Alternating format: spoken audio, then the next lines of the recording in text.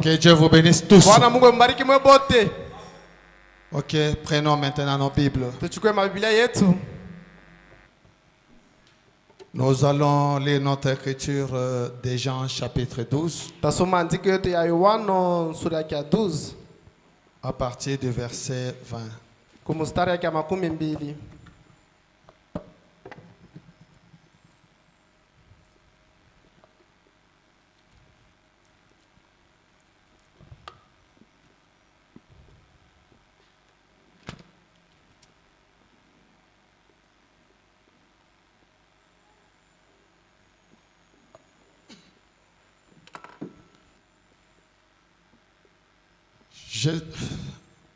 Quelques Grecs du nombre de ceux qui étaient montés pour adorer pendant la fête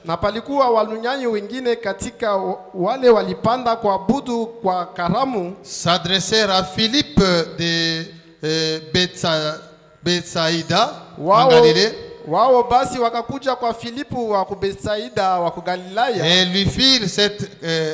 et lui firent avec instance: Seigneur, nous voudrions voir Jésus. Philippe alla le dire à André. Puis André et Philippe le dirent à Jésus. Jésus leur répondit: l'heure est venue où le Fils de l'homme doit être révélé. En vérité, je vous le dis, si le grain de blé qui est tombé en terre ne meurt, il reste seul. Mais s'il meurt, il porte beaucoup de fruits. Que Dieu bénisse encore sa parole. Mon Seigneur et mon Sauveur, ce soir, regarde, ton peuple est venu en ces lieux. Tous nous sommes venus pour entrer en contact avec toi, Dieu. Alors nous te laissons la scène, prends le contrôle de chaque chose. Place tes mots dans ma bouche. Père éternel, loin moi, loin l'interprète, loin aussi toute la congrégation. Nous voulons que ce soir, nous soyons visités et bénis par toi. Pour que même quand nous quitterons cet endroit, que chacun dise que réellement c'est Dieu qui m'a parlé. Ainsi nous recommandons à toi et demandons ces peu de mots dans les noms puissants, les noms du Seigneur et Sauveur Jésus-Christ. Amen. Amen. Ok, que le Seigneur vous bénisse. Nous sommes en train de continuer notre sujet qu'on avait commencé, que le prophète avait intitulé Dieu dévoilé. Regarde l'écriture que nous venons de lire. C'était les Grecs. Ces Grecs désiraient à tout prix voir Jésus. Et quand vous regardez même parmi les disciples de Jésus, dans Jean chapitre 14, nous pouvons même lire aussi ça. Jean chapitre 14. Écoutez ce que la Bible dit.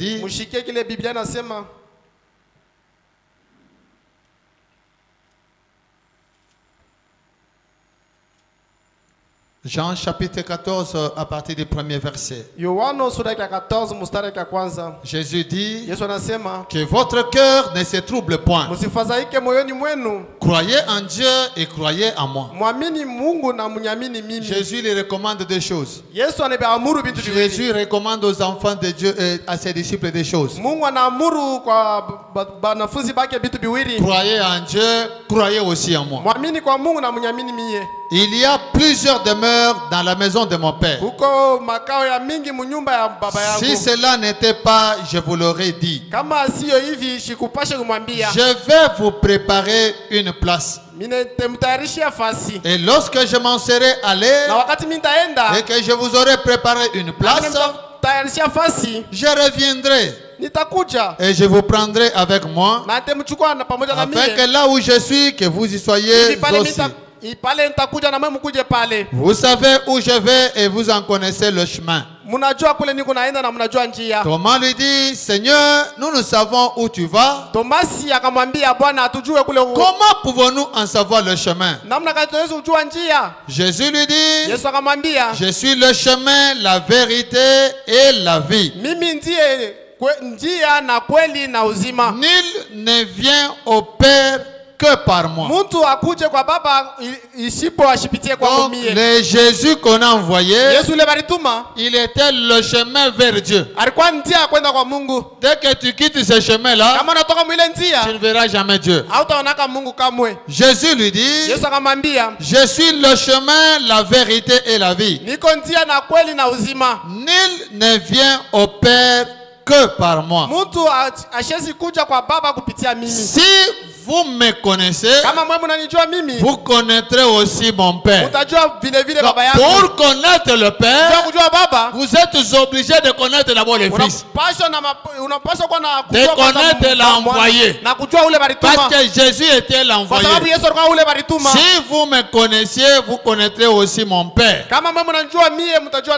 Et dès maintenant, vous le connaissez et vous l'avez vu. Philippe lui dit, Seigneur, montre-nous le Père et cela suffit. Donc, dans tous les âges, les gens ont toujours désiré voir Dieu. Même les disciples eux-mêmes, ils avaient toujours besoin de voir Dieu. Même nous aimons aussi voir Dieu. Les Grecs aussi, ils voulaient aussi voir Dieu. Dans Dieu dévoilé, frère Branham dit, paragraphe 33, Dieu sait toujours dans chaque âge, il s'est caché derrière un voile dans tous les âges. Mais il a quand même été toujours le même Dieu. Vous voyez? Il s'est tenu caché au monde. Et il se révèle à ses élus, par exemple à ses apôtres, à cette époque-là. Or, c'était Dieu qui parlait en Christ. Donc, c'est lui qui parlait. C'est lui qui parlait. Ce n'était pas Jésus qui parlait, mais c'était Dieu qui parlait en Christ. Les paroles qui sortaient de la bouche de Jésus, c'était les paroles de Dieu. Dieu parlait au travers de Christ. Donc là, vous devez bien comprendre que Christ ici, c'était le voile que Dieu portait. Christ, c'était l'habit que Dieu portait. Et ce qui apporte plus la confusion chez les gens, c'est parce que le voile porte le même nom que celui qui est à l'intérieur. C'est juste à ce niveau-là que ça pose beaucoup de confusion. C'est parce que celui qui est à l'intérieur, il s'appelle le Seigneur Jésus-Christ. Et celui qui est à l'extérieur, il s'appelle le Seigneur Jésus-Christ. Celui qui est à l'intérieur, c'est lui le créateur des cieux et de la terre. C'est lui qu'on appelle Dieu. Et il y a un seul Dieu. Ce seul Dieu-là, il s'appelle le Seigneur Jésus-Christ. Mais ce seul Dieu, il avait créé des cellules de sang. Il les a placées dans le sein de Marie. Quand ces cellules de sang sont sorties, il a dit à Marie, Marie, donne à l'enfant que tu vas mettre, donne-lui mon nom. Et on a donné à l'enfant le nom du Père. Et quand l'enfant marchait, l'enfant portait le nom du Père. C'est pourquoi dans la prédication, le seul lieu d'adoration, Frère Branham dit que le Fils vient toujours au nom du Père. Le fils, quand il vient portant le nom du Père. Alors ne confondez jamais le fils et le Père. Le Père, de son bon gré, il a fait du fils aussi Dieu. Il a fait aussi de cet homme Dieu. Il a fait aussi de toi Dieu. Mais on ne peut pas t'adorer. Bien que tu sois Dieu, mais on ne peut pas t'adorer. La Bible dit, j'ai dit vous êtes des dieux. C'est lui qui parle là. C'est Dieu créateur. Et lui il a dit, vous ici vous êtes des dieux.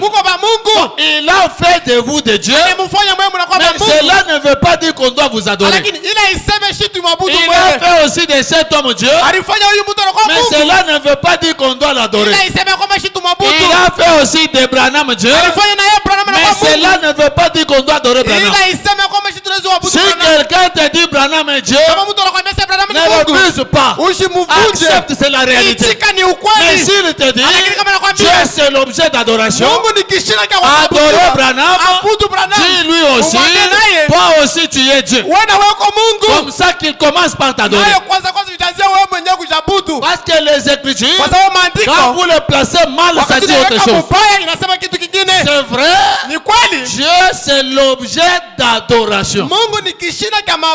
Mais il y a des dieux qu'on n'adore pas. Il y a des dieux qu'on n'adore pas.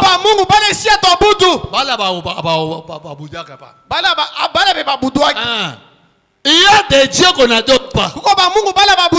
Il y a un Dieu qu'on peut adorer. Mais il y a beaucoup de dieux qu'on n'adore pas. C'est pourquoi nous disons que d'autres dieux, il est le Dieu des dieux. Il est le Seigneur des seigneurs. Si nous disons il est le Dieu des dieux, donc tu sous-entends qu'il y a plusieurs dieux. Mais celui que nous adorons, il est au-dessus de tous les autres dieux. Et quand nous disons il est le Seigneur des seigneurs, il y a plusieurs seigneurs. Même Sarah a appelé son époux Seigneur.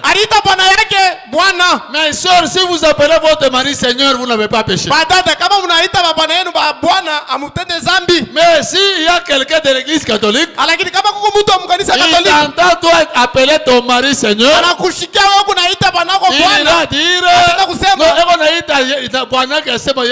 on appelle son mari comme Seigneur. Donc il ne va pas comprendre des choses.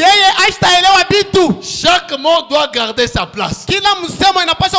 Chaque citation garder sa place. Et Branham dit que si vous placez mal l'écriture, vous verrez qu'elle dira autre chose. Vous risquez de faire d'une chèvre au-dessus de l'arbre en train de brouter là. Donc la parole de Dieu, c'est comme le jeu de puzzle. Des puzzles, là où on place des pièces. Quand vous placez des pièces pour constituer une image, il y a un jeu là des enfants, et vous allez trouver que c'est sous forme de carré. On peut commencer à composer des petits carreaux là. En bougeant tous ces carreaux là, arrivé à la fin, vous allez vous retrouver peut-être avec un lion. Et c'est ça la parole de Dieu. Donc il faut placer chaque carreau à sa place pour que la forme du lion puisse sortir. Si tu places mal, tu risques d'avoir un lion qui a les pieds à la tête. Et c'est ça aussi la parole de Dieu. Tu peux avoir la parole de Dieu, appliquer la parole de Dieu, appliquer la parole de Dieu et te retrouver en enfer. Pourquoi aujourd'hui il y a beaucoup d'églises? Toutes ces églises, ils ont la même Bible. Mais ce qu'eux manquent, c'est notre prophète. Et comme ils ont la Bible, dans le prophète, il y en a qui entrent dans la Bible, qui sortent avec la révélation, qu'on doit entrer dans l'église sans les habits. C'est dans la Bible. Et il y en a aussi qui entrent dans la Bible. Et ils sortent avec des barbes, beaucoup de barbes. Avec la tête, il n'y a rien. Tout ça dans la Bible. Il y en a aussi qui entrent dans la Bible, qui sortent avec le misabi pour prêcher. Tout ça, la Bible. Mais si tu as le prophète, tu marches dans l'assurance. Parce que le prophète, Dieu l'a envoyé pour éclairer la Bible. C'est pourquoi je vous avais dit, vous ne pouvez pas ramener Branham à la Bible. Branham est venu nous ramener à la Bible parce que nous avions déjà quitté la Bible. Il y a les gens qui recevaient le baptême d'eau au nom du Père, Fils et Saint-Esprit. Jusqu'aujourd'hui, il y en a qui continuent à prendre ce baptême-là. Quand vous posez la question, ça vient de la Bible. On dirait la Bible se contredit. Nous sommes les bienheureux. Nous sommes différents des autres. Ce qui crée la différence, ce n'est pas les habits que nous portons. Ce qui crée la différence, c'est la venue du prophète. Frère Branham dit, même les enfants d'Israël, ce qui créait la différence entre eux et les Égyptiens, c'était Moïse dans le camp.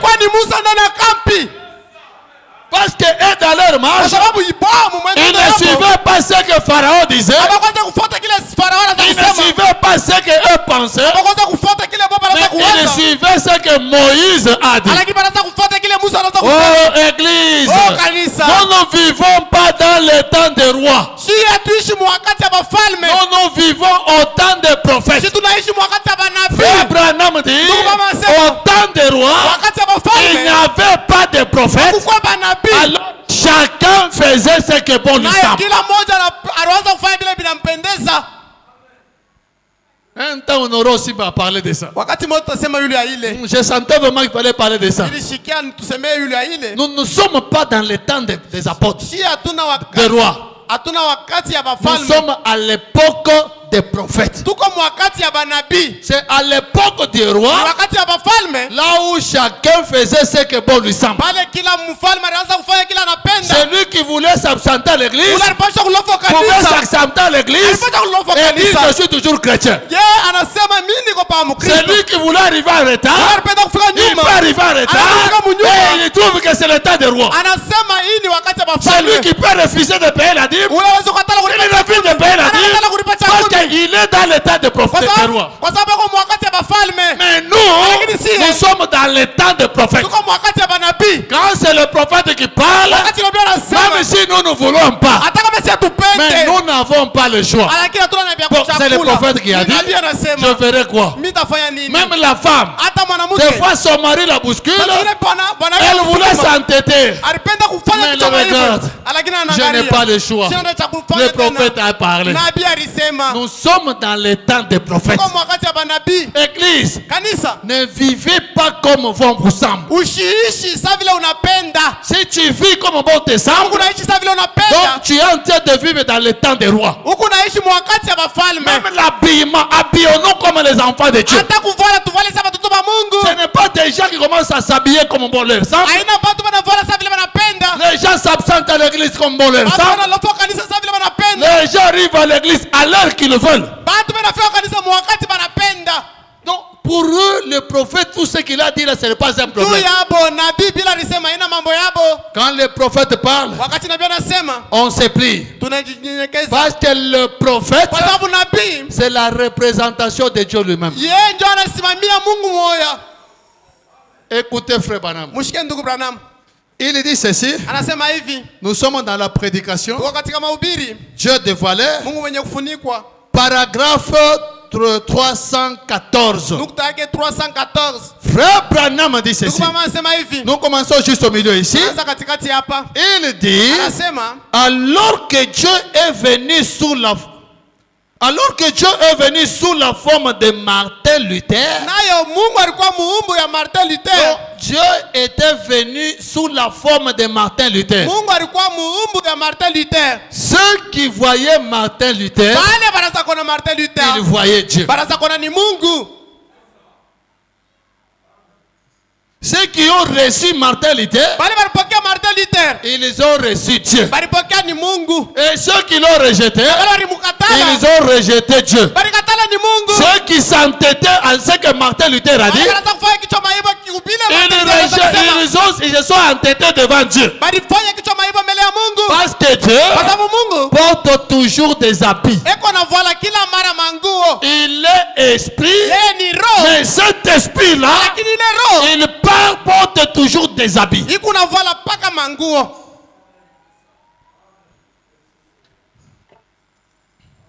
Alors que Dieu est venu sous la forme de Martin Luther, qu'il est venu sous la forme de John Wesley, qu'il est venu sous la forme de la Pentecôte, Branham dit, il doit se révéler de nouveau. Donc, il ne se limite pas à la forme de Martin. Il ne se limite pas à la forme de Wesley. Il ne se limite pas à la forme de la Pentecôte. Mais il doit se révéler de nouveau. Branham, il se révèle de nouveau comment? Il doit se révéler de nouveau comme cette même semence qui avait été mise en terre. Cet homme ici, c'était une semence. Même celui-ci, c'est une semence. Je vous lirai frère Branham qui dit que même chaque chrétien, il est une semence. Tel que tu es là, tu es la parole de Dieu.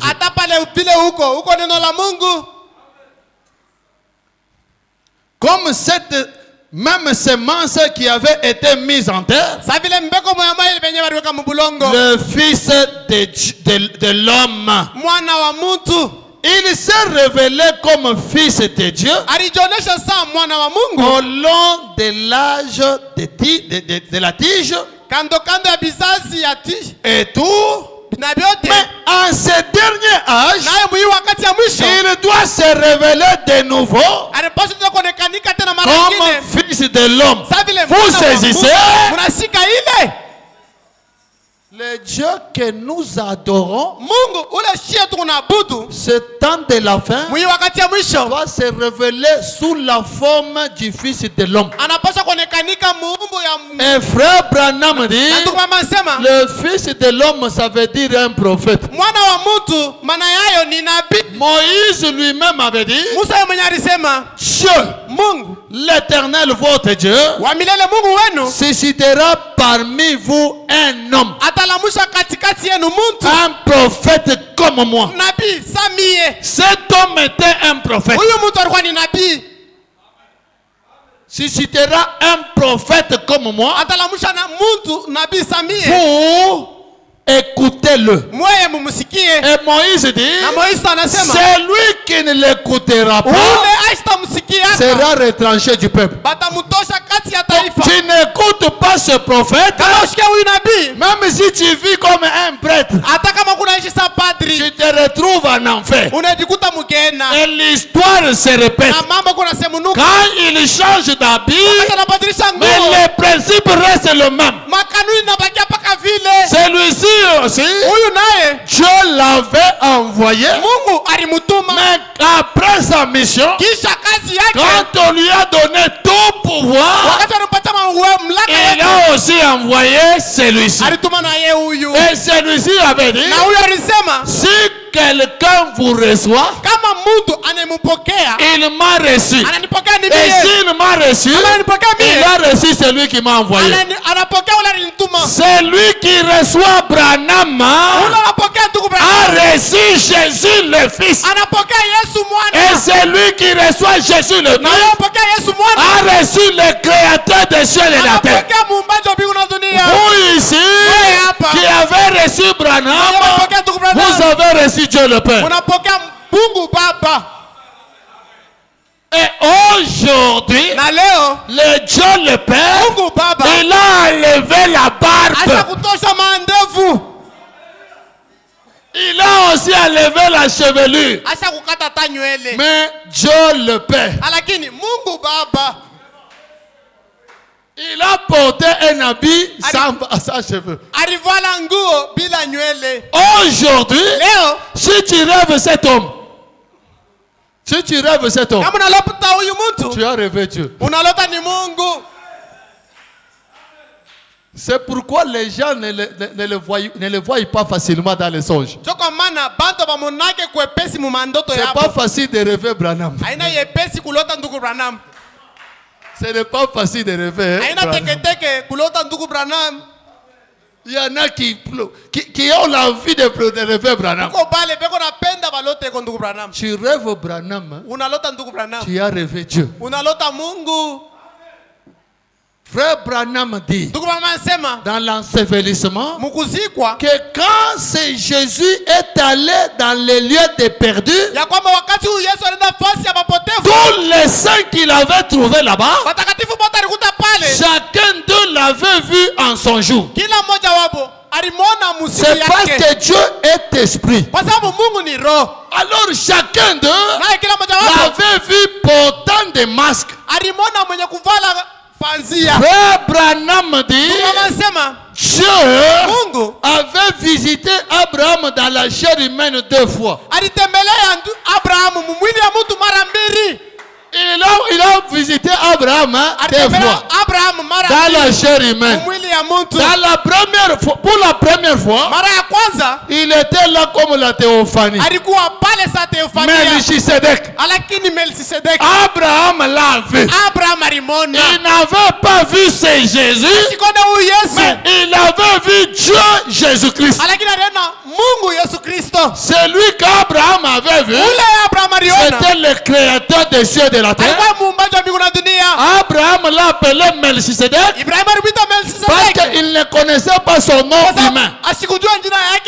Melchisedec, son nom humain, c'est le Seigneur Jésus-Christ. C'est lui-même le créateur des cieux et de la terre. Ce Melchisedec, ce Dieu-là, cette théophanie-là est entrée dans cet homme ici. L'homme dans l'homme. Un homme dans un homme. Celui-ci que vous voyez, c'est un homme dans un homme. Celui-ci aussi, c'est un homme dans un homme. L'homme qui était ici, c'est l'homme qui était entré ici. Le même homme. La même théophanie. Cette théophanie, Frère Branham dit, la théophanie là de Dieu pouvait apparaître sous la forme de la colonne de feu. Ça pouvait aussi apparaître sous la forme d'un homme. Ça changeait de forme. Mais le même Dieu, Moïse a voulu voir ce Dieu-là. Il a désiré voir Dieu. Dieu, j'ai besoin de te voir. Dieu dit, ce n'est pas le moment de voir ma figure. Ce n'est pas le moment de voir ma figure. Je n'ai pas encore coupé la barbe. Il n'y a pas moyen de voir ma figure. Bon, je vais fermer tes yeux. On a fermé les yeux. Et Moïse a vu un homme passer. Quand il regarde, il a vu le dos. Quand cet homme est venu, quand les disciples voulaient le voir, il était là après sa résurrection. Au lieu de montrer les disciples la figure, il les a montré les mains et les pieds. Abraham, Moïse, on lui a fait montrer le dos. Les disciples, on les a montré les pieds et les mains. Mais aujourd'hui, nous devons voir sa figure. Frère Branham dit, quand on dit Dieu dévoilé, Branham dit ceci, que c'est comme un scripteur qui a formé une statue. Et quand il a formé la statue, il prend le voile, il couvre ça. Tout au long des âges, Dieu était voilé. On avait mis le voile. On avait mis le voile sur lui. Même ici, c'était le voile. C'est pourquoi celui-ci, ces jours-là, il dit à ses disciples, quelques-uns de ceux qui sont ici ne mourront point qui n'aient vu le Fils de l'homme revenir. Il prend 3 personnes. Il les amène à la montagne de transfiguration. Et là-bas, il a ôté ses masques. Il a porté quel masque? Frère Branham dit, il leur a montré comment il viendrait dans les derniers jours. C'est Dieu dévoilé. Donc on enlève le voile. Et puis nous sommes ensemble. Je vous ai dit même ces jours-là, les titres de Frère Branham ne les prenez pas à la légère. Il a prêché Dieu dévoilé. Donc Dieu avait un voile. Quand il se promenait toujours avec des voiles, il changeait de voile. Mais la promesse était qu'à la fin des temps, il doit enlever le voile pour que l'adorateur voie sa face. Et nous vivons ce temps-là. Nous devons voir la face de Dieu. On est ensemble. Nous devons voir la face de Dieu. C'est Dieu dévoilé, non? Donc Dieu qui enlève des voiles. Et la Bible dit, dans les derniers jours, Dieu enlève la barbe, enlève la chevelure. Et puis, il vient prêcher Dieu dévoilé. Bon, on aura entré en profondeur là-dessus. On aura entré en profondeur. Frère Branham dit ceci. Rentrons maintenant dans le message. Parce que je vois déjà il y a beaucoup de questions dans les têtes déjà. On aura toujours à parler, temporisez-vous. Nous parlons de ce que Frère Branham dit. Frère Branham dit ceci. Nous sommes dans Dieu dévoilé. Graphe 86. Juste au milieu ici. Frère Branham dit ceci. Dieu s'est voilé. Dieu s'est voilé dans une colonne de feu. Puis dans les prophètes. Ensuite, il est entré dans le Fils de Dieu. Écoutez bien ce que Frère Branham lui dit.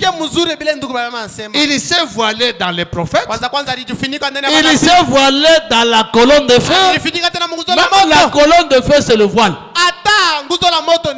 Les prophètes sont des voiles. Et même celui-ci c'est un voile. Branham dit il s'est voilé dans une colonne de feu. Puis dans les prophètes. Ensuite, il est entré dans le Fils de Dieu qui était Dieu.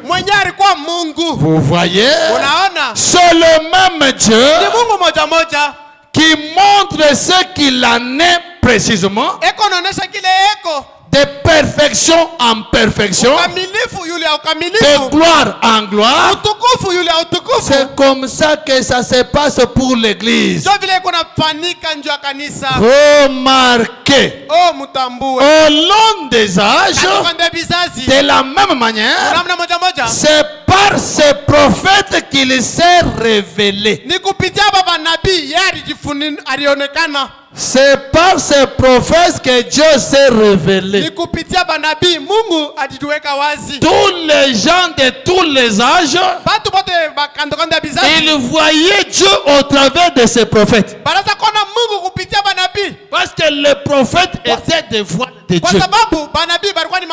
Et les prophètes étaient de Dieu. C'est par ces prophètes qu'il s'est révélé. En effet, ils n'étaient pas précisément des prophètes. Donc les prophètes n'étaient pas précisément des prophètes. En effet, ils n'étaient pas précisément des prophètes. Ils étaient des dieux. Moïse était Dieu. Branham est Dieu. Ne faites pas de débat là-dessus. Quand les adorateurs vous disent Branham est Dieu. Regarde celui-ci, croit que Branham est Dieu. Oui, moi je crois que Branham est Dieu. Mais je ne l'adore pas. Ne confondez pas le fait d'être Dieu et le fait d'adorer quelqu'un. Sont deux choses totalement différentes. Moïse était Dieu. C'est la Bible qui dit. Dieu dit à Moïse, Moïse, je fais de toi Dieu pour Moïse, pour Aaron. Et Aaron sera ton prophète. Aaron n'était pas prophète de Dieu, mais prophète de Moïse. Même nous, nous sommes aussi des prophètes. Frère Branham dit, le prédicateur du Nouveau Testament c'est un prophète. Même Joseph Branham c'est un prophète. Il est prophète. Je suis aussi prophète. Parce que des fois les gens ne comprennent pas. Oh non, Joseph il est prophète. On cherche à faire une doctrine autour des prophètes. Frère Joseph. Branham avait dit qu'il est prophète. Le Branham là qui avait dit que Joseph est prophète. Il a encore dit que les prédicateurs du Nouveau Testament sont des prophètes. Alors faites aussi des doctrines autour de ça. Non, c'est Branham il est prophète. Ok. Frère Joseph il est prophète. Quel est son message? Qui donne son message alors? On en fait trop de problèmes autour de ça. Non, moi je suis seulement les bandes. Frère Branham a dit cette semaine nous devons suivre telle prédication. Il a dit c'est normal, il est pasteur de Branham Tabernacle. Joseph Branham, il est pasteur au Branham Tabernacle. Il n'est pas le pasteur à l'épouse par autre Tabernacle. S'il arrive ici, il va me demander l'autorisation pour lui donner la chair. Et je lui dirai, attends un peu la conduite du Seigneur.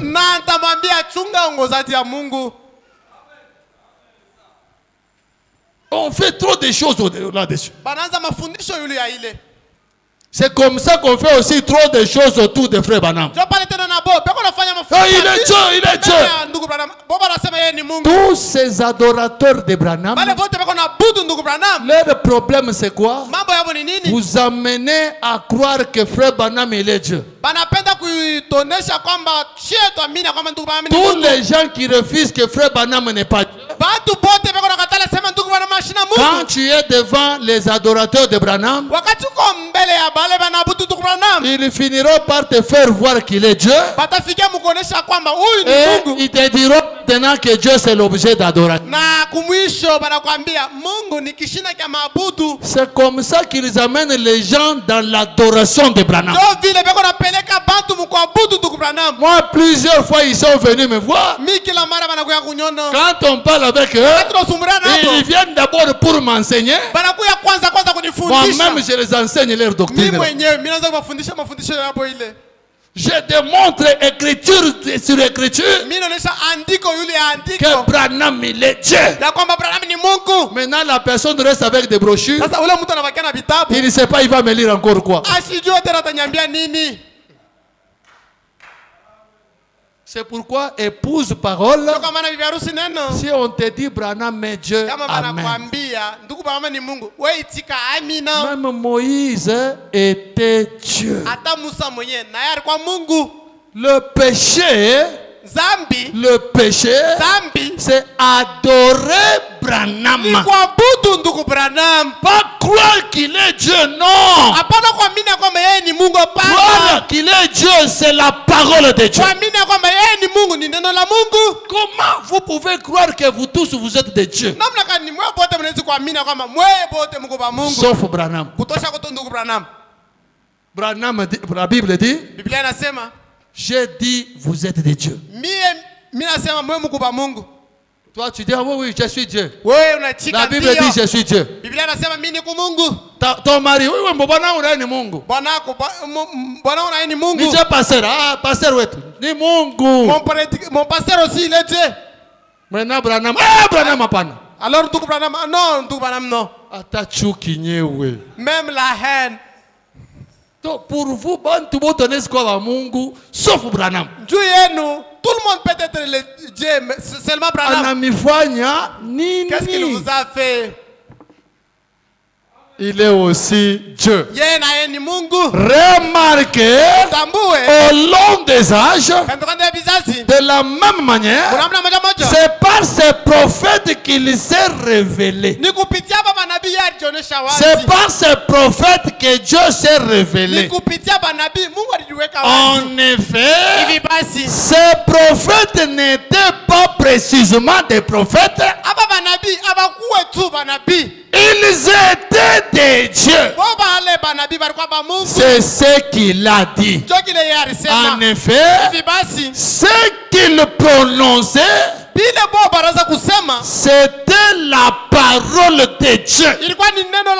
Même s'il dit, je suis allé chasser les écureuils, c'est la parole de Dieu.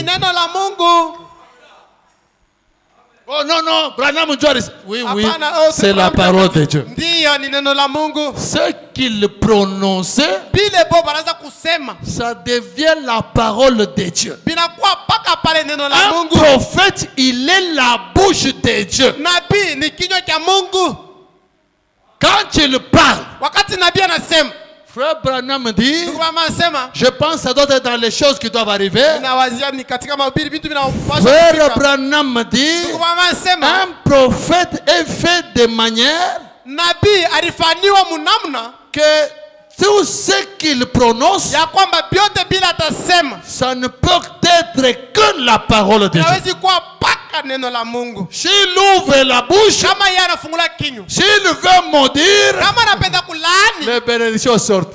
Et ce prophète-là avait dit, quand on lui a même donné l'argent, on l'a corrompu. Maudissez un peu ce peuple de l'épouse parole tabernacle. Comme il était prophète et il aimait l'argent, il a pris l'argent, il a empoché. Mais jusqu'à il a ouvert la bouche, en parlant, les bénédictions sont sorties. Oh, mais où t'as donné l'argent? Comprenez, ce n'est pas moi qui ai parlé. Cette bouche est contrôlée par quelqu'un d'autre. La bouche de Branham est contrôlée par Dieu lui-même. C'est pourquoi n'osez jamais le corriger. Même s'il nous dit ce tapis a la couleur blanche, nous allons croire que c'est la couleur blanche. Parce qu'un prophète, il est la bouche de Dieu. Un prophète, il est la parole de Dieu. Le prophète, c'est la parole de Dieu. C'est la parole de Dieu. La parole de ces temps de la fin s'appelle Branham. C'est pourquoi des fois j'ai toujours été surpris. Il y a des fois les gens qui font des débats sur des choses que moi j'ai toujours trouvé inutiles. Non, moi je ne suis pas branhamiste. Non, moi je suis chrétien. C'est où est le mal? Si on dit je suis branhamiste, ça fait quoi? Je suis branhamiste. Maintenant les gens pensent, si tu dis je suis branhamiste, c'est-à-dire tu adores Branham. Non, non. En français, le isme là. Isme, ça veut dire doctrine. Quand on dit tu es branhamiste, ça dit tu es croyant de la doctrine de Branham. Moi je suis croyant de la doctrine de Branham. Pas de la doctrine de Paul, non. Branham dit, vous êtes mes enfants que j'ai engendrés. Papa Branham. Baba Branham. Nous sommes les enfants de H.A.M.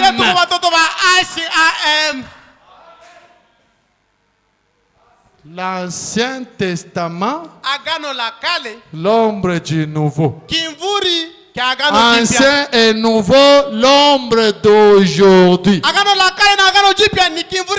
Abraham, c'est l'ombre de frère Branham. Dans la prédication, le seul lieu d'adoration, frère Branham dit, si toutes les choses de l'Ancien Testament étaient des ombres, Christ aussi, il est l'ombre des choses à venir.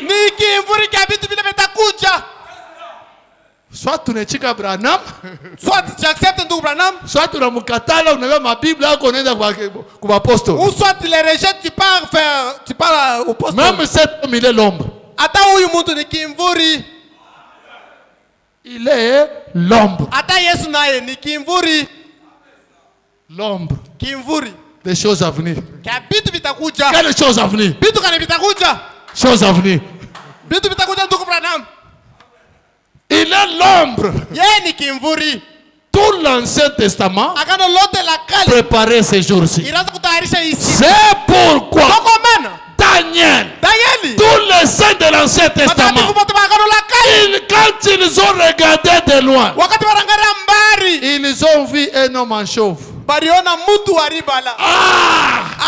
Ces gens des temps de la fin, ils sont chanceux. Ils verront quelqu'un qui va créer des écureuils.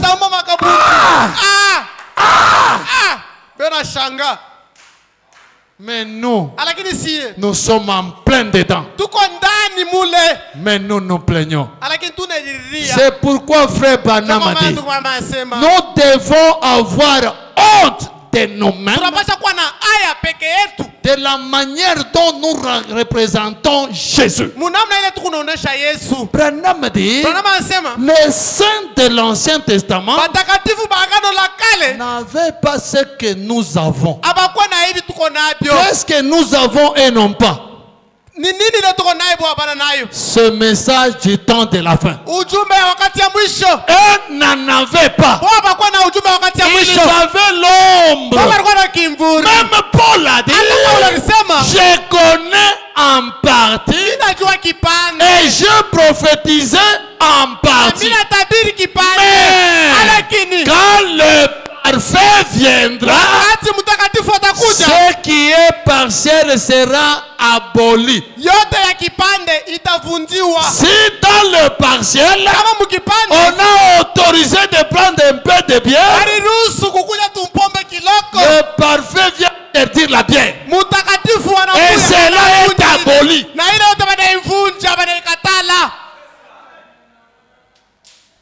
Le parfait vient abolir les ombres.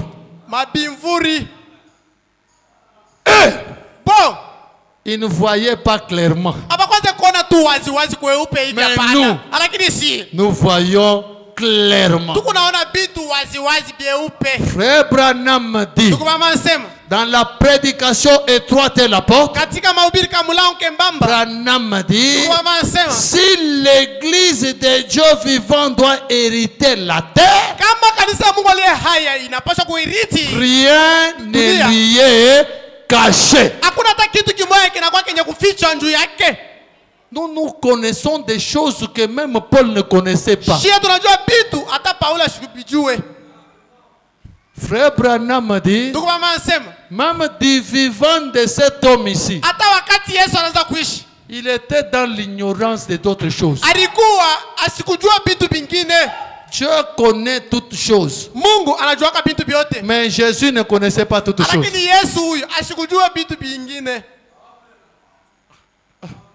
C'est Branham qui l'a dit. Ce n'est pas moi. Bon, attends, je pense que la brochure doit être ici. Je peux me lire ça. Jésus ne connaissait pas tout. On lui a même posé la question. Tu viendras quand? Ah, il m'a dit, mais chez vous, attends. Tous ces problèmes, je ne connais pas. Oui. Ça, pas que papa John a dit. Seulement le père qui connaît ça. C'est pourquoi tu dois savoir, tu adores qui? L'enfant ou bien papa? Cet enseignement, c'est pour que nous puissions bien connaître celui que nous adorons. Bon, avant de lire ça, il y a une écriture qui me vient un peu. Écoutez ce que Frère Branham dit. Il dit ceci. Nous sommes dans Exposé des âges, page 16. Frère Branham dit ceci. Juste la deuxième partie.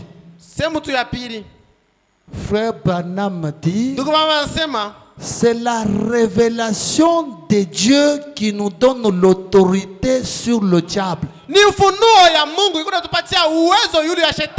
Quand tu connais Dieu, tu as l'autorité sur le diable. Mais le diable n'aimera jamais que tu puisses connaître Dieu. Il peut te laisser peut-être prier le Fils, mais il ne te laissera jamais prier le Père. C'est pourquoi le diable a toujours combattu la révélation de Jésus-Christ. Un jour, c'est Jésus ici dit à Pierre, tous ces gens, ils disent que moi, fils de l'homme, je suis qui? Il était le fils de l'homme. Prophète. Nous avons aussi le fils de l'homme. Prophète. Il avait posé la question à ses disciples, aux croyants de son message. Aujourd'hui, celui-ci peut aussi te poser la même question. Tes voisins là du marché, ils disent que je suis qui? Et toi, tu dis que je suis qui? Quand Jésus a posé cette question à Jésus, Pierre vite a commencé à donner des réponses. Oh non, bakimangu wanasemanga uko hivi. Ils disent que tu es comme ça. Oh, les apôtres disent que tu es ceci. Pour papa, ton homme n'a pas il y a d'autres hommes qui t'adorent. Il y a d'autres qui disent que tu es Belzéboul. En train d'accuser les autres. Ils ne savaient pas que c'était une question piège. Il a parlé. Quand il termine seulement, maintenant toi, tu dis que moi je suis qui? Moi, le fils de l'homme, je suis qui? Pour toi qui as cru ce message, je suis qui? Pierre regarde. Il dit, tu es le Christ. Celui-ci n'est pas aussi Christ. Tu es le Christ. Le Fils. Pas le Père. Hein?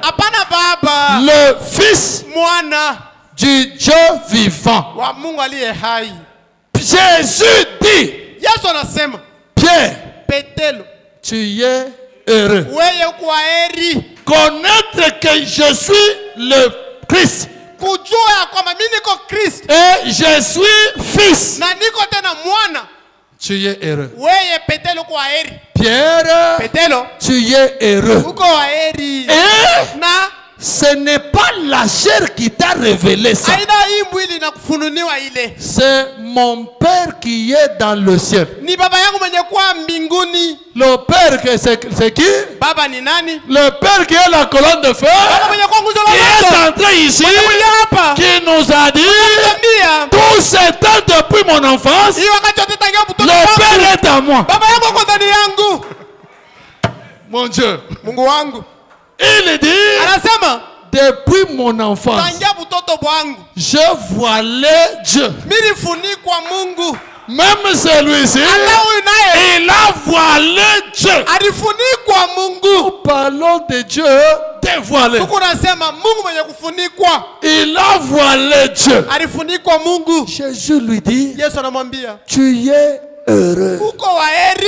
Heureux Pierre. Ce n'est pas la chair. Ce n'est pas cette chair qui nous révèle. Ce n'est pas la chair et le sang qui nous révèle. Mais le Père qui demeure au ciel. Le ciel, c'est le trône de Dieu. Et Dieu qui est au ciel nous a révélé ce temps de la fin. Qui est Dieu?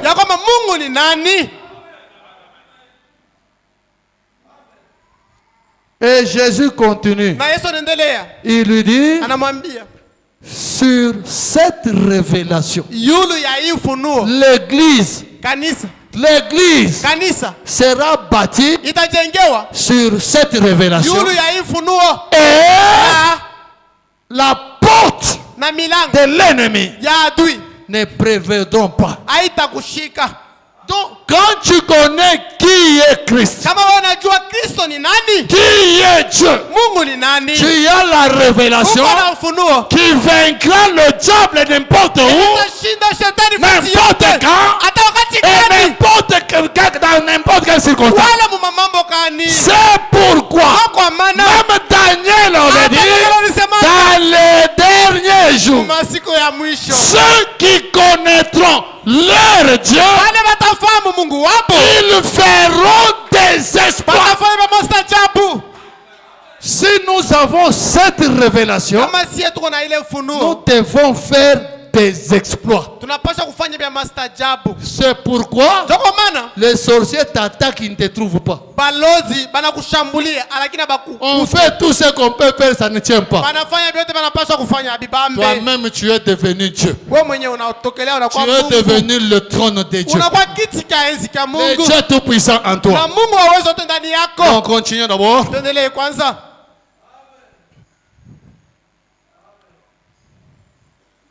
En fait, ils n'étaient pas précisément des prophètes. Ils étaient des dieux. C'est ce qu'il a dit. En effet, ce qu'ils prononçaient, c'était la parole de Dieu. Ils étaient la chair dans laquelle Dieu était voilé. Ils étaient des dieux. Jésus lui-même a dit, il a dit, comment pouvez-vous me condamner quand je dis je suis le Fils de Dieu, alors que votre loi dit que ceux à qui la parole de Dieu est venue étaient des dieux.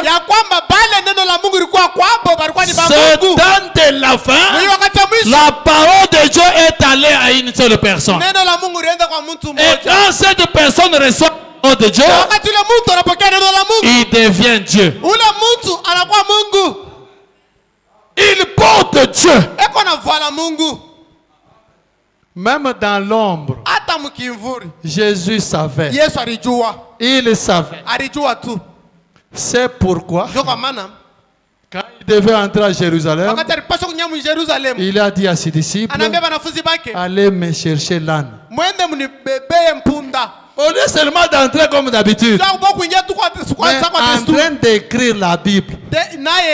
Il écrivait la Bible. Il dit, allez me demander l'âne. Amène cette âne. Quand on vous posera la question, c'est quoi avec cette âne? Vous leur direz, le Seigneur en a besoin. Le Seigneur avait besoin de l'âne pour rentrer à Jérusalem. Et on est allé, on a pris l'âne, on a emmené à Jésus. La Bible dit, tous les disciples de Jésus, ils avaient pris leur fardeau, ils ont placé sur l'âne. Lisez bien la Bible. Ils avaient pris les charges, ils ont pris sur l'âne. Et Jésus est monté sur l'âne. Il est entré à Jérusalem. À Jérusalem, il y avait Jésus et l'âne. Et on a étalé même des pagnes. Celui qui piétinait le pain, ce n'était pas Jésus, mais c'était l'âne. Il n'y a pas moyen de ne pas vanter aussi l'âne. Nous sommes obligés d'élever aussi l'âne.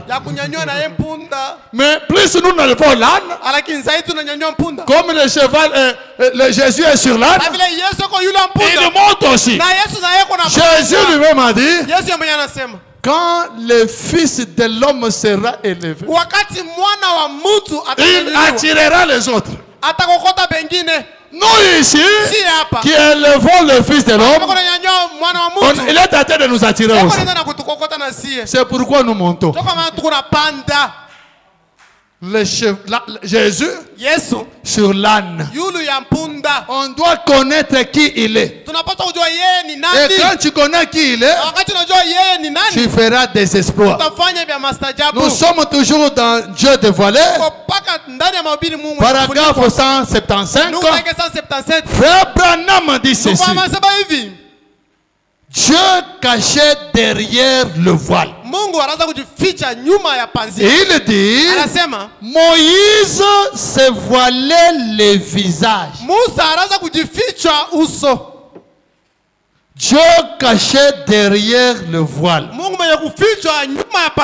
Moïse se voilait le visage. Moïse était la parole vivante. Un homme, la parole vivante. Et cette parole vivante de ce temps-là s'appelait Moïse.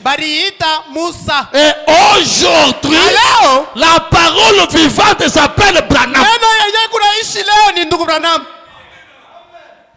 Moïse se voilait le visage. Moïse était la parole vivante. Voilé à cette époque-là, les gens ont vu cette colonne de feu. Ils ont dit, maintenant, nous sommes convaincus. Voyez que Moïse parle. Comme ils ont vu la colonne de feu, Moïse est devenu la parole vivante à ce temps-là. Et ils ont dit à leur Moïse, Moïse, nous sommes convaincus. Maintenant, que Dieu se taise. Que Dieu se taise. Toi, Moïse, parle. Que Moïse parle. Vous voyez que Dieu ne parle pas. Que Dieu ne parle pas de peur que nous mourions.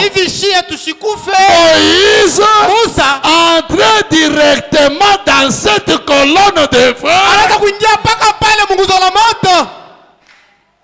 Notre Moïse est entré dans cette colonne de feu.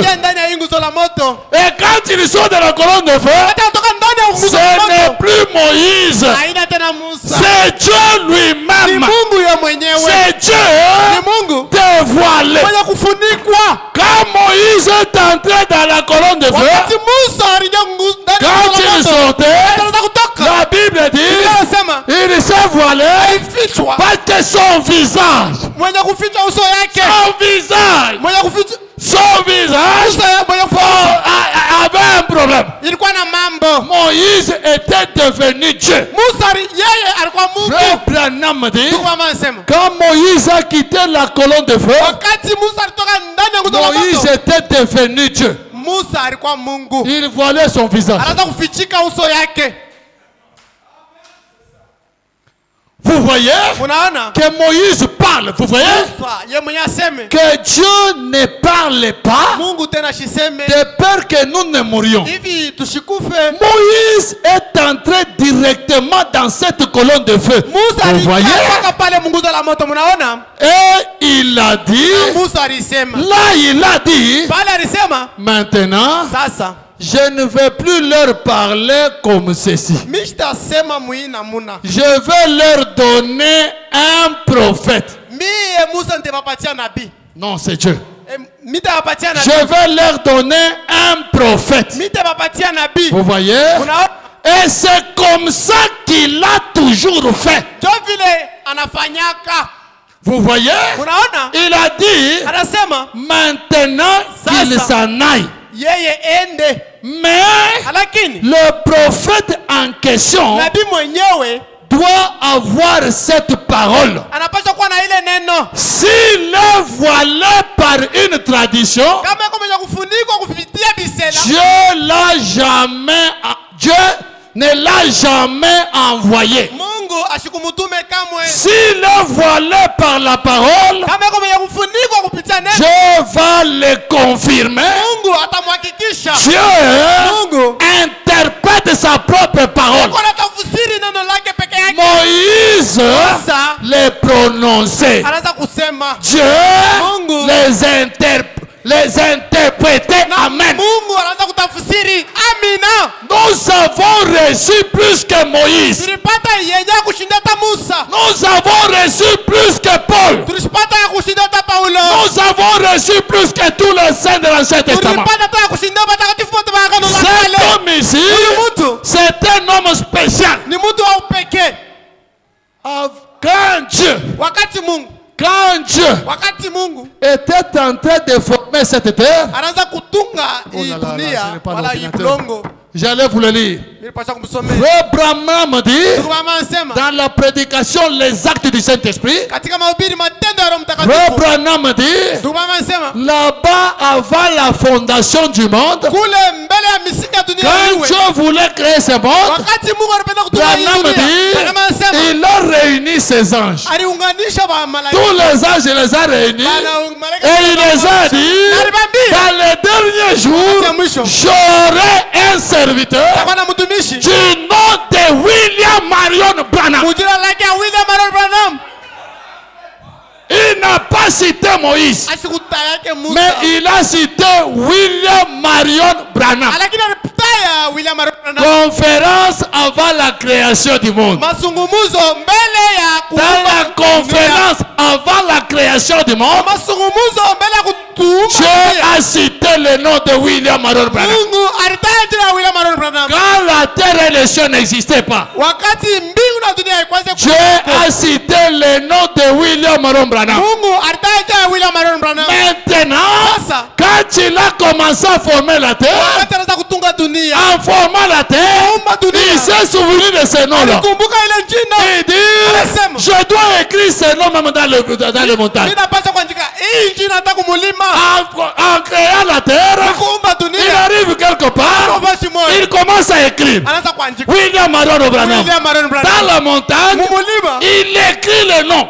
Avant Adam, avant l'existence d'Adam, Dieu avait écrit le nom de Branham. S'il a écrit le nom, ici il a écrit le nom, il avance là-bas, il dit je vais mettre même sa figure.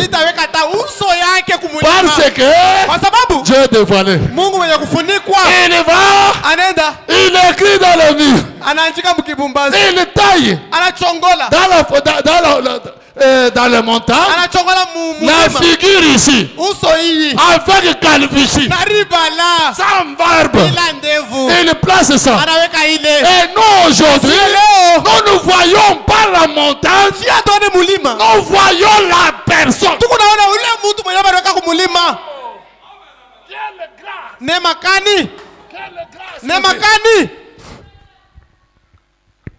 Quelle grâce! Quelle grâce! Et quand Branham vient, écoutez ce qu'il nous dit. Dans la prédication, la colonne de feu, prêché le 9 mai 53, paragraphe 74. Branham dit, bien, je déclare que Dieu est le même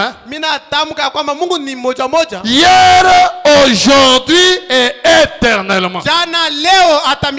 Et qu'il m'a amené dans ce monde dans un but. Qu'il m'a suscité pour bénir les gens. Branham, Dieu l'a suscité pour bénir les gens. Les gens que Branham a béni, ce ne sont pas les gens de l'époque de Paul. C'est nous ici. Nous sommes bénis. Et la Bible dit, ce que Dieu a béni est béni. La tante est arrivée en retard. Tu es déjà béni. Si tu as une tante, tu as un homme qui t'a défié, qui t'a dit tu ne feras rien, ce soir, va lui dire attends quelques minutes, tu verras mon Dieu agir. Notre Dieu, c'est Dieu qui confond nos ennemis. Il nous a déjà bénis. Nous nous attendons à la manifestation maintenant de nos bénédictions. Écoutez, frère Branham. Oh là là là là. Ok.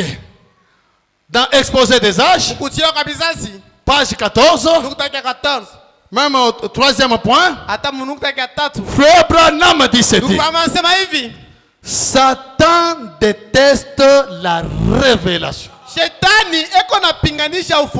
Il a horreur d'être démasqué.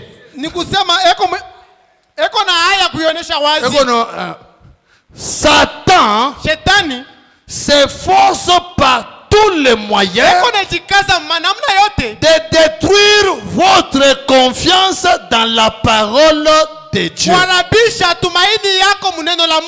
Branham dit, mais quand l'Église refuse de croire Satan,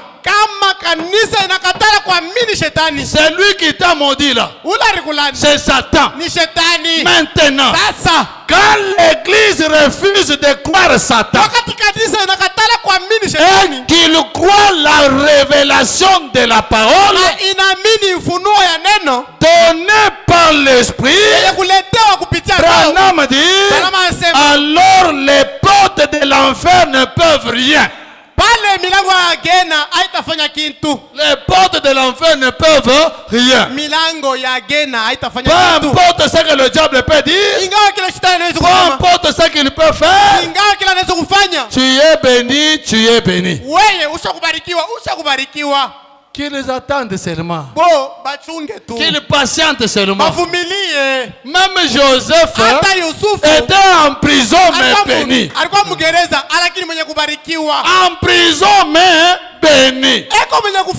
Il avait déjà la promesse que ses membres de sa famille vont s'agenouiller. Mais il était en prison. Les gens pouvaient dire, toi Joseph, tu dis toujours que tu es béni. Tu dis que tu es enfant d'Israël. Tu dis. Joseph pouvait dire, patientez, pas la terre, attendez. Mais un jour, le Dieu de Joseph s'est souvenu de la bénédiction de Joseph. Il a bougé les événements. Il a bougé même le roi.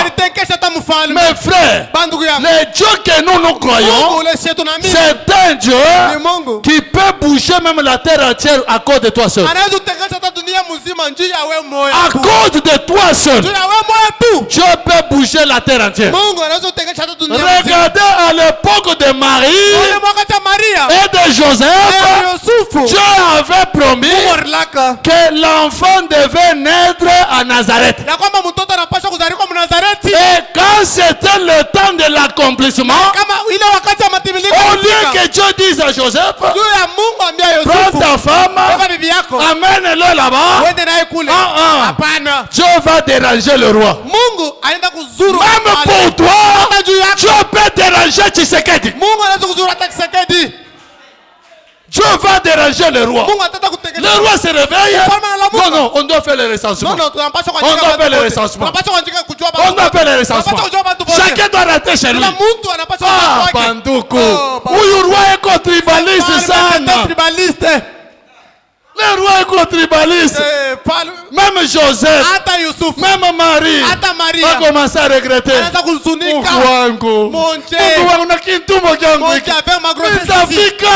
que je vais arriver? Elle ne savait pas que tout le monde bougeait à cause d'elle.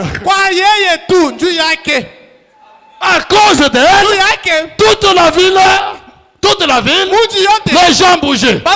Tout le pays, les gens bougeaient. Chacun doit aller dans son village. Tout ça à cause de Joseph et de Marie.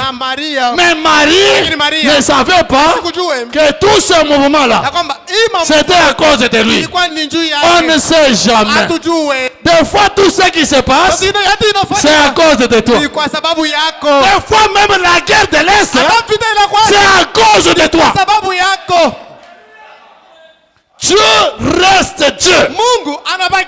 Il a les voies insondables. Il agit comme bon lui semble.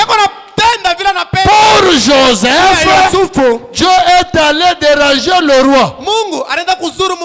Il lui donne un songe. Le roi fait semblant.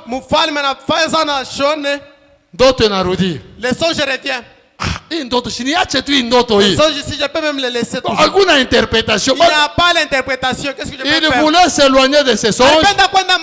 Le songe est toujours là. Le songe en tête de le tourmenter. Il appelle les gens. Donnons l'interprétation. Il n'y en a pas. Bon roi, il n'y a personne qui peut interpréter. Laisse cette histoire-là. Le roi laisse. Quand il dort, ces songes-là lui viennent. Qu'est-ce que ça veut dire? Chose l'interprétation. Tout ça pourquoi? Parce que Joseph était béni, mais en prison. Jusqu'à ce que le roi, on lui a parlé de Joseph. Non, il y a un petit bonhomme comme ça.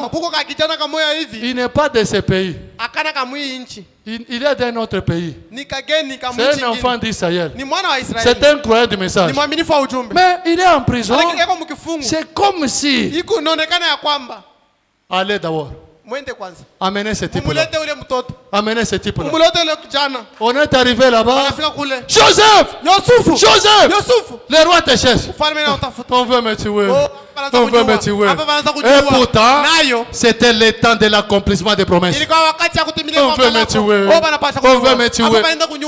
On a sorti Joseph. On a lavé Joseph. On a lavé Joseph. On a changé les habits. Joseph, ces jours-là, il a levé les habits des prisonniers. Et ce soir, enlève les habits des prisonniers. C'est ton temps, mon soeur. C'est ton temps, mon frère. Joseph a levé les habits des prisonniers. Il a porté les autres habits. Il est allé rencontrer le roi. Et ce jour-là, Dieu a changé des choses. De la prison au royaume. Du bas au haut. Le même Dieu est vivant ce soir. Si tu l'appelles sur la scène, il va changer des choses. Tu peux être dans la prison de la maladie. Tu peux être dans la prison des blocages. Mais c'est un Dieu qui change des choses. Appelle-le sur la scène. Tu es béni. Tu es déjà béni. Où est cette bénédiction? Tu es toujours en prison. Mais réclame ta liberté. Réclame ta liberté. Tu vas palper tes bénédictions. Dieu a dit, vous devez marcher de bénédiction en bénédiction, de progrès en progrès. C'est notre jour. Que le Seigneur vous bénisse.